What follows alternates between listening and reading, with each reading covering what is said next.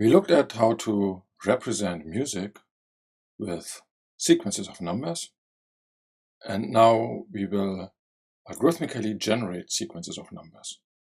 By and by, we will introduce techniques that do this in a more and more elaborate fashion, but first we start with something very straightforward, very simple, just to get the point across. So again, we start with a score editor, just with a score under editors, score editor.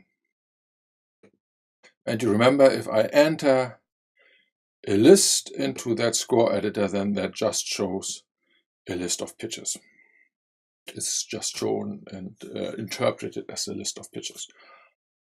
Okay, the most simple way to create a sequence of numbers would be just to give it something that is repeated. So under control, I'm going to the box PWGL repeat and add that here, and connect the output of that box, come on, with the input of the score. And let's say I want to say this should be the note, the G above middle C, which is the MIDI pitch number 67. And remember, you always have to press enter in order to confirm that something is entered. If I evaluate this box, remember we press V, then we see a list of 10 67s. Now, if instead I evaluate the score editor, then we get those G's there. Musically not very exciting, but it just demonstrates we can just repeat something and then there's some music. We could instead also repeat something, some little list. Yeah, I'm entering here the value box, and instead of just having 67 repeated all the time, I'm repeating, say, 67, 66, and enter this in here. And now that would repeat a number of lists. Yeah, so if I evaluate this now, then you can see that's a number of sublists. In order to ensure this is really a number of lists, a flat list given to this, so that we have actually a number of pitches, I'm using something here under, not here, but here, under list, flat, which flattens my list. So I connect that box here and connect that box there. Oops, connect. Now. And now, again, musically not necessarily exciting, but you get the idea. I can just generate data. So let's do something a bit more varied. And for that now, I remove this and just keep the PWGL, and I go now to arithmetic again, and select the random number generator here.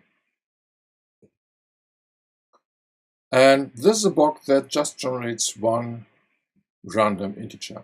Let's say I want to have a random integer between middle C, that is 60, and the octave above that, which is 72. And if I just evaluate this box, then you see it just generates individual numbers, but they can be different numbers. Yeah, you can see that here down in this window. The clever thing about the PWGL repeat box is that I can actually attach a patch to it, and then that patch is evaluated several times, and the result is collected in a list. So the PWG repeat is actually one way to have a simple loop running here. And now I can enter that and just have a random list of nodes. Do this again and have another random list of nodes. So now so far what we did is just repeat something, repeat a given list, and now have something completely random.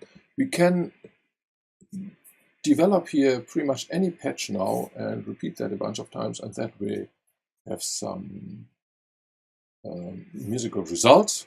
And I'm showing this by demonstrating something that's already built into PWGL, which is where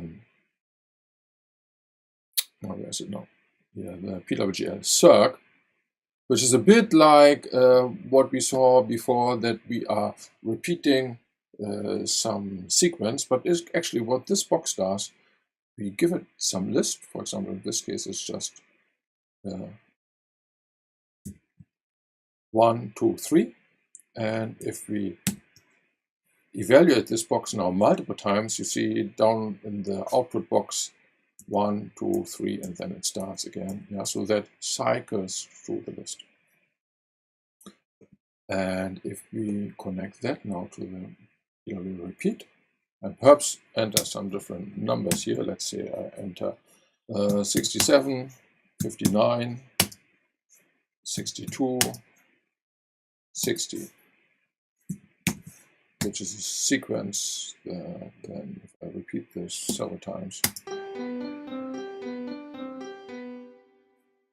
I ended here in mid-sequence. If I evaluate this again, then now it starts somewhere in the middle of the sequence. If you don't want to have that, you just click reset before, and then it always starts at the beginning. Okay, so far a few very simple techniques to generate some lists, and we will by and by now build on that idea and create musically more interesting results. We will continue by exploring ways how to generate number sequences that can be used for generating pitch sequences. So I'm just exploring some more rather simple techniques, and then by and by we develop that into more impressive techniques. And for the next approach, I'm using another editor that's called the 2D editor. You will also in the documentation sometimes find this referred to as the breakpoint editor or BPF editor. We can double click and directly draw there into this editing area some plot. Basically, we first need to control click, and then we need to add an object, and then by default we have something like this edit, and I can move those points around, say add further points by a double click and so on. But instead of starting to actually draw the breakpoint function in there, I will start, because then that's more easy to control the range of values I'm giving it. I will start by generating my 2D editor with this box called 2D constructor. And that specifies what kind of object I'm putting in there. Again, this should be a, you see, BPF, breakpoint function. So the 2D editor is actually more generic, can have other objects contained in there as well, but most often we use these breakpoint functions. And then I just make this a bit bigger so that we can see. And then the lower line, these are basically X and Y points, coordinates. So if I, for example, add the first one is, oh sorry, these are X first 0 and then 1. We look at that in the image in a minute. And then let's say the first one here should be pitch 60 and the second one should be pitch 72, just for argument's sake. And I'm connecting this now and evaluate this box. And just to explain, I have the x values 0 and 1, x values 0 and 1, and then the values 60 and 72 added, which gives me some pitch range. I could have edited this by hand in the box, but then I would have had to scroll around a lot. And in order to avoid that kind of thing, yeah, I just entered those values there and valued that and have something to start with. And then I may further edit that, for example, saying, okay, this first goes up, then goes a bit down, then goes up some more, and then goes down again. Let's say this should be later on my overall shape profile of my melody paper. Okay, now I want to turn this object into a sequence of numbers. I want to basically sample it. And for that, we have an object called sample, also under editors PWGL sample. And so I enter my box in here. And then I say how many values I want to generate. Let's say I just start by, I don't know, 13. And I connect this again to the score editor, swipe the score editor, evaluate the score editor. And then initially, I'm a bit surprised this turns into a chord. We have a list of lists.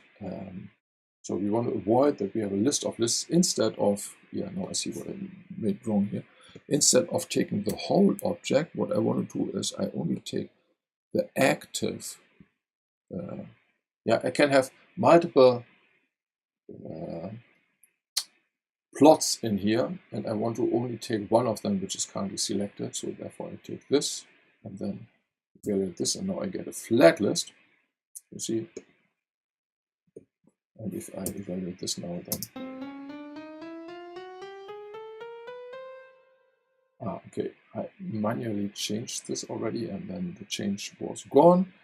I briefly changed this again and see how to avoid that this kind of thing happens again, that changes are undone, which is something in general for I think all boxes actually in PWGL you can do that. If I control click on the box or right click, sorry, no, that was the wrong one.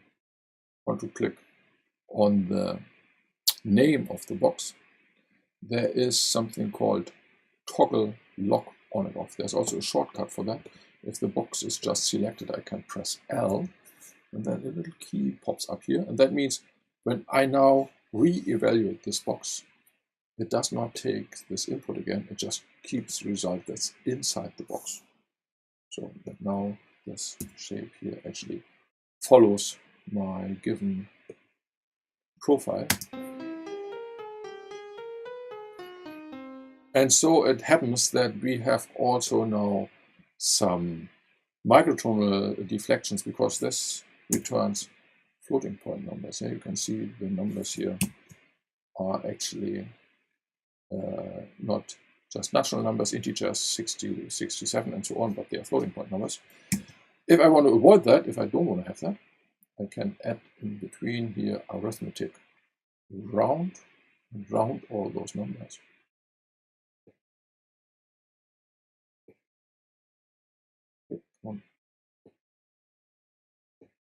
And evaluate it again, and now that's gone. You see, my output melody follows my overall graph that I draw here, and I can change that graph if I want in various ways. And re-evaluate my box and have a changed melody pattern. If I don't want to have the repetition, then just don't make this as broad here. That would that there are so many values. Just that we don't have any flat portion of our overall profile.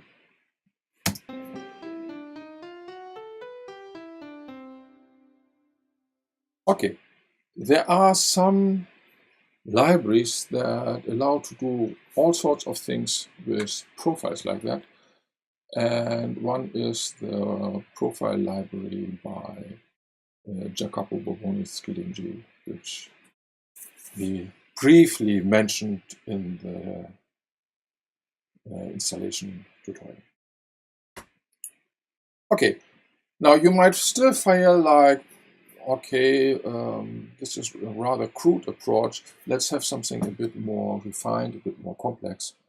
And for that, now I start looking at slightly more complex patches. And for this, I actually prepared this patch so that I don't have to draw the whole thing during the tutorial, during the video. And I'm going to analyze this patch with you. This patch basically combines two elements that we just looked at. On the one hand, we have the circling pattern here with a different pitch development. Yeah, I just first look at only this, what we had before. Yeah, but there's a different pitch pattern here now.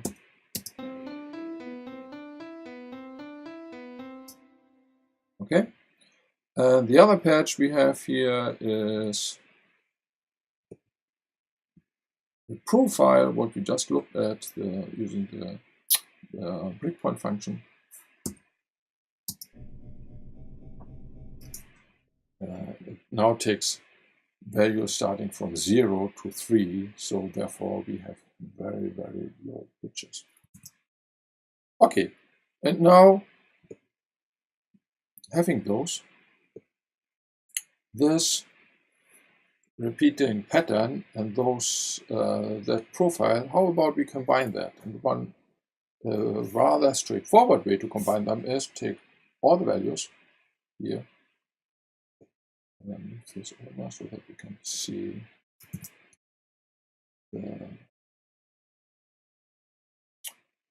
we take all the values from the circling pattern, and we take also all the values from the breakpoint function. Yeah, we just make this a bit bigger so that we better see it. Yeah, so we take those two sequences and we now add those two sequences by adding first both first elements, then the second elements, third elements from both lists, and so on. Okay, let's do that. And then we end up with, yeah, so we do this by adding a plus box. And the first list goes in here, the second list goes in there, and then we also round. We could also have rounded it here before. And now we have this list, yeah, just to okay, it's not exactly the same because we didn't reset that box here before. Yeah, so I'm resetting this box now. That should start actually at a certain value, and which is actually the start value. And okay, I'll reset it again. Now it starts with this, but by and by the whole pattern goes higher.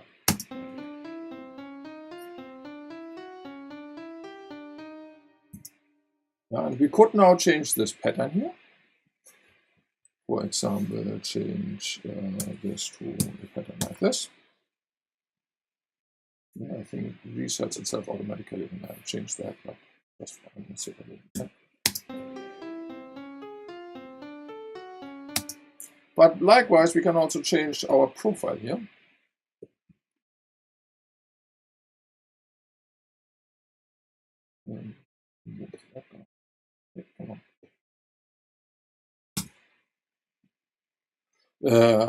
I'm not as good with the mouse here because I'm using my left hand. I have some problem with the right hand right now.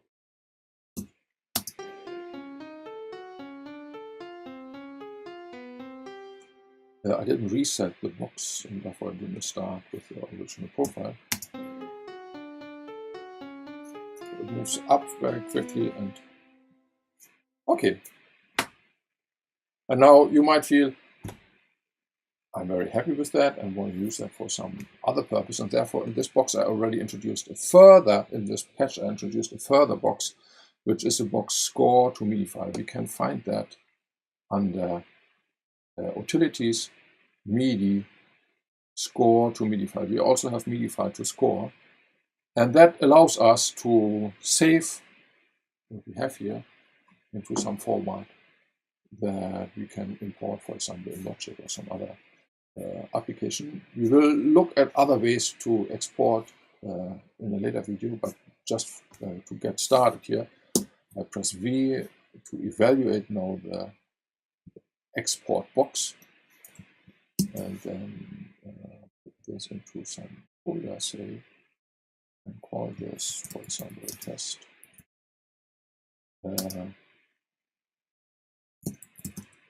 But please include the extension MIDI in there.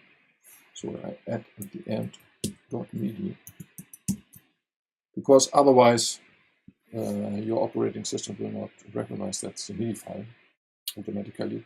Unfortunately, that's not necessarily done automatically by PWGL. So, and I'm going to that folder and look at the result, and there you go. There we have a MIDI file, which we now can open in whatever application you have to open a MIDI file. Now here's a little preview.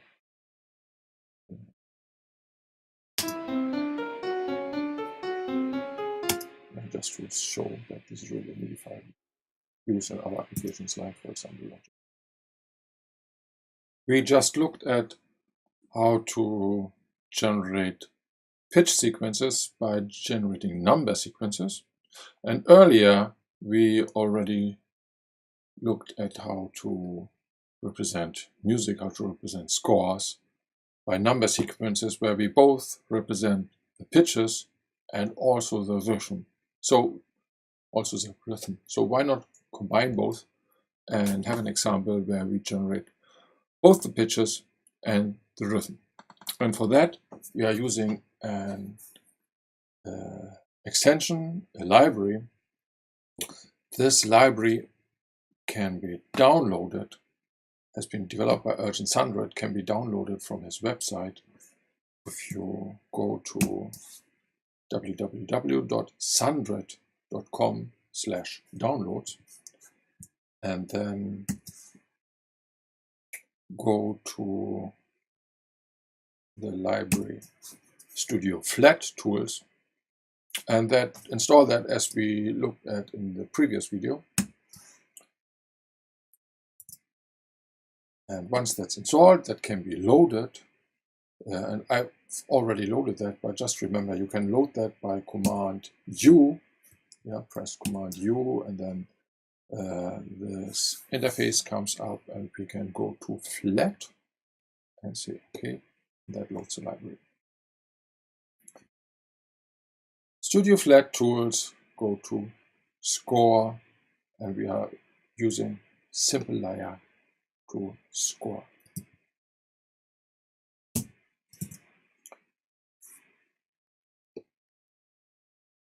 I'm just moving things slightly around here just to make a little bit room.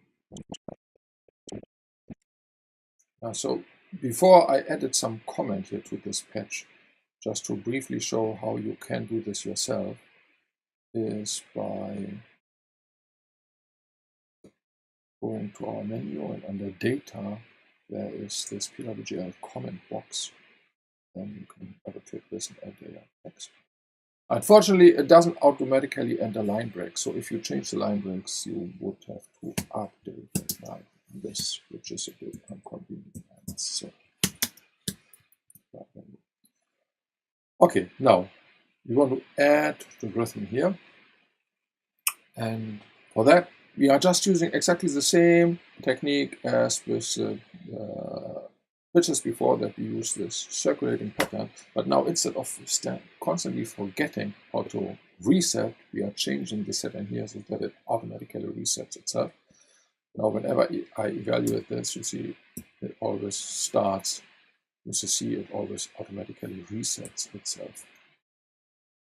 Okay, let's have the same kind of box under control circ, PWGL circ for the rhythm. And I could now directly type in my rhythm pattern in here as I did with the pitches, but I want to have another box where I have a little bit more of space, can see more. And for that, I could use the value box, but I'm introducing another box here now, and that is under data text box. And in this text box, if I double click this, it opens a text editor. And now I'm adding here a rhythmic sequence, and I'm adding my rhythms as a sequence of fractions. So let's say I'm writing 3/16 for a dotted eighth note, then have 1/16, and then an eighth, and another eighth.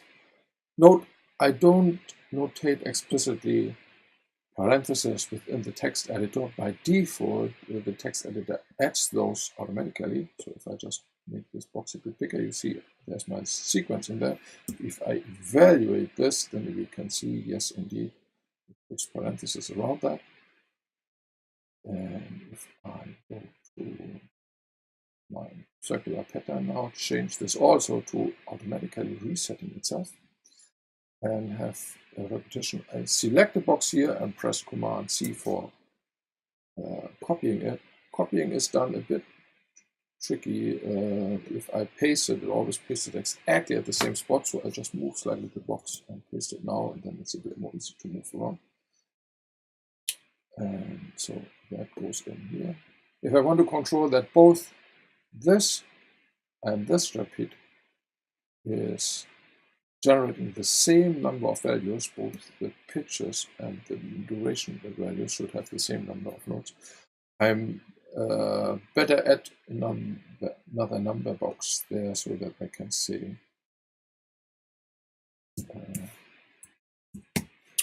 that they both have the same number. And now the patch gets a bit crowded here, and you might want to have some way to document what you are doing here. And I could add further document comment boxes like this, but another way to comment only an individual box is that I'm going Control-click into some context menu here where I say Edit Box, and I tell this that's the user string n, just n. And you see then this n pops up directly below the box there, and n I'm using customary truth tell. This is a certain number, like the number of notes, the amount of numbers in the sequence or so. Okay, now I have both here the rhythmic sequence. You see the rhythmic sequence also pops up here in the status line of, or whatever the results are. If I evaluate this again, you can see that. And before here we had the pitch sequence, and now I put them both together in this box. I add in here rhythmic sequence, and here pitch sequence.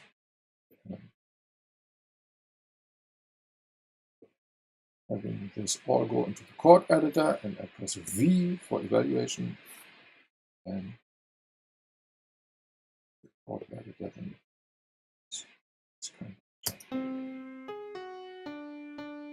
yeah, so it's the same pitch sequence we had before. And if I further want to revise the pitch sequence, yeah, so for example, I might feel this goes too quickly up.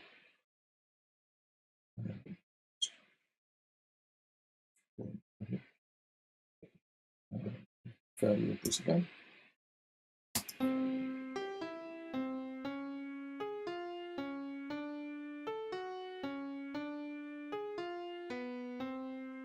So now we generated a pitch sequence, and we generated a rhythmic sequence, and outputted the whole thing into a score, and we can now so if we want to output that as a MIDI file. So that was the first example where we algorithmically generate basically a whole score, but so far only a single part.